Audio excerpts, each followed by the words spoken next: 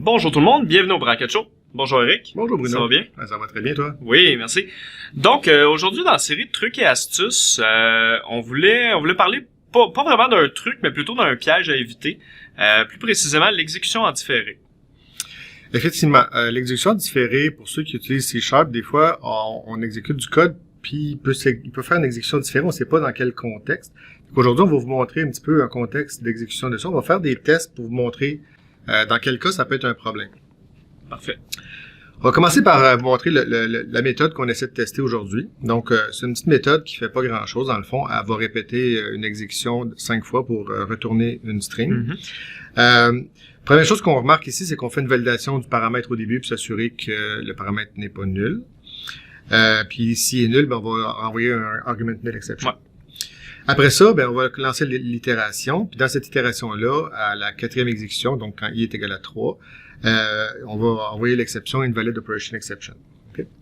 Donc, on va commencer par le premier test. On veut tester la nullité. Donc, ce qu'on va faire ici, c'est qu'on veut tester que si on répète la string 5 fois, donc en y passant l'argument nul, on s'attend à ce que l'exception argument null exception.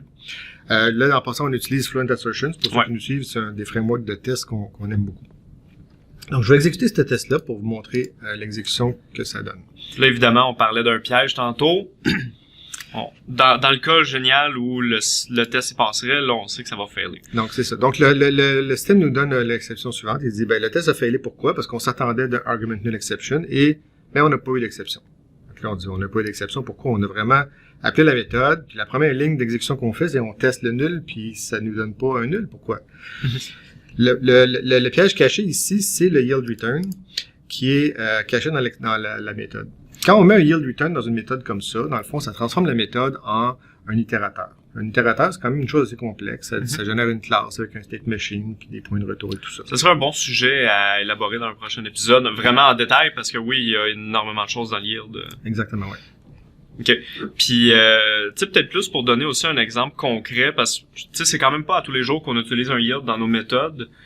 Si on avait à penser à des exemples qu'on utilise dans la vie de tous les jours, qui font des yields en arrière. Ben, si vous utilisez des commandes LINQ, tout ce qui est LINQ, donc les where, les order by, group by, le select, même les méthodes comme first or default, ces méthodes-là. Même le count.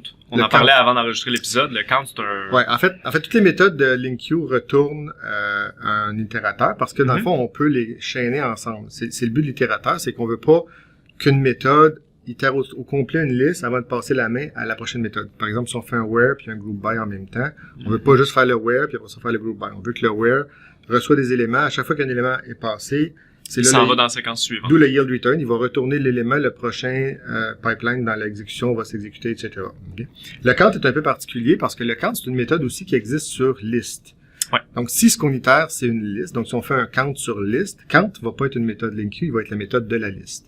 Par contre, si on utilise un IEnumerable, comme dans ce cas-ci, puis on faisait un count dessus, un count n'existe pas sur IEnumerable parce que c'est pas quelque chose qui a une taille fixe, comme une liste l'aurait. Donc, ce qu'on fait, c'est que là, il va vraiment passer chacun des éléments puis les compter un. Lui, il va les compter manuellement, si on peut dire. Donc, il va passer, il va faire un for each sur la liste, il va dire, ben, il va faire plus 1, puis à la fin, il va dire, ah, ben, j'en ai 28, par exemple. OK.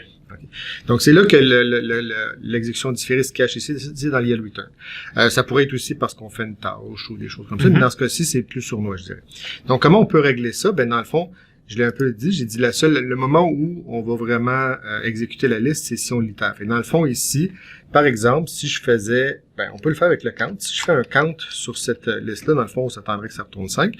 Fait que faisant un count ici, si je réexécute mon test. Là, ça va lui permettre de passer au moins une fois dans la méthode. C'est ça. Fait qu'en passant la méthode, en rentrant dans la méthode, il va vraiment l'exécuter, puis là, mon test passe, parce qu'en rentrant, fait que dans le fond, il sera jamais exécuté tant qu'il n'y a pas quelque chose qui appelle... Au moins un appel à ce qui est retourné par la méthode. Exact, c'est ça. En fait, ici, c'est parce que on fait juste l'invocation comme ça. Ça aurait été la même chose si on avait fait un for each sur le résultat de cet appel-là. Ben, à la première itération de la boucle, ça aurait failli. Okay. Donc, c'est la même chose. L'autre test qu'on veut faire dans ce scénario-là ici, c'est celui-ci. On veut vérifier, par exemple, que la même chose ici, que l'exécution à la ligne 40 ici, soit retourne une exception si on essaie de l'itérer avec un paramètre, par exemple, comme test. Là, on sait déjà que le test présentement est fait. Exactement. On va juste démontrer pour être sûr. On va faire notre red en premier. Fait que la même chose ici, on s'attend d'avoir l'invalid operation exception et on la reçoit pas. Même chose ici, donc là, ici la même chose. Ici par exemple, on pourrait dire, au lieu de faire ça, je vais faire un toArray. C'est une façon de matérialiser la liste par exemple. Donc dans ce cas-ci, si j'exécute ça. Ouais, parce que là c'est sûr que tu n'aurais pas pu faire par exemple, tantôt on parlait de .first. Là, on n'aurait pas eu la méthode, on n'aurait pas eu l'exception parce qu'il serait pas rendu à l'itération qui représente... Effectivement. Fait que si je fais un .first ici, puis que j'exécute mon test... C'est quand même des choses qu'il faut faire attention parce qu'on pourrait passer à côté de certains bouts de code qu'on pensait tester puis que finalement on les teste pas. Exact. Fait qu'effectivement, dans ce cas-ci, le .first, c'est pas un bon cas parce que il se rend pas à l'itération de l'exécution exactement ici. Donc, juste pour vous dire, c'est ça. C'est dans le fond, quand vous faites de l'exécution différée, puis vous manipulez des résultats qui sont dans IEnumerable. Puis en passant, c'est une bonne pratique. Juste pour vous donner une idée, ici, ce serait pas une bonne pratique, par exemple, dans ce cas-ci, de retourner une liste ou même un iList. À la limite, un iList, ça serait possible, parce qu'on retourne jamais... L'objet list, c'est un objet réservé à tout ce qui est interne aux méthodes ou à une classe, mais faut jamais passer en paramètre un list, retourner une liste. Le type list est souvent mal utilisé. Les gens l'utilisent comme étant un peu un fourre-tout.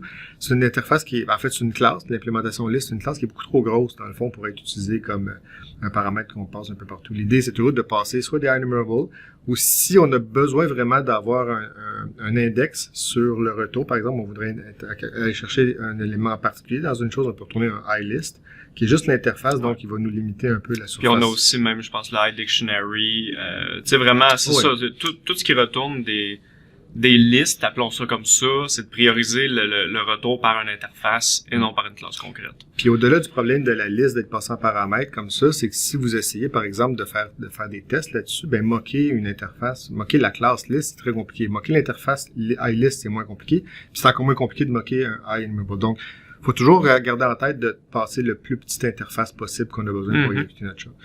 Le problème, c'est que si on fait, par exemple, plusieurs fois une itération d'une IEnumerable dans une classe, dans une méthode, il va falloir qu'il reset son itération à chaque fois. Fait qu'on va reparcourir la liste du début à chaque fois qu'on va. Mettons, si on va aller chercher le troisième élément 2 fois, il va repasser la liste 2 fois. Il ne peut pas retourner 2 fois le troisième élément. C'est pour ça qu'à ce moment-là, on pourrait, par exemple, dans une méthode où on sait qu'on va faire ça 2 fois, là, au début de la méthode, se faire une variable de type list dans laquelle on met le résultat de l'IEnumerable. À l'intérieur de la méthode, ouais. Donc ça, c'est une pratique qui est bonne aussi.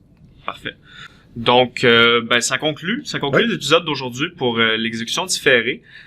Évidemment, si vous avez des questions, commentaires, n'hésitez pas à venir nous laisser ça sur la page Facebook, sur la chaîne YouTube, sous le vidéo directement. Si vous n'êtes pas déjà abonné, encore là, à la page Facebook ou à la chaîne YouTube, n'hésitez pas à le faire. Ça va vous donner les updates quand on fait des nouveaux épisodes. Ça conclut pour aujourd'hui. À la prochaine. Merci.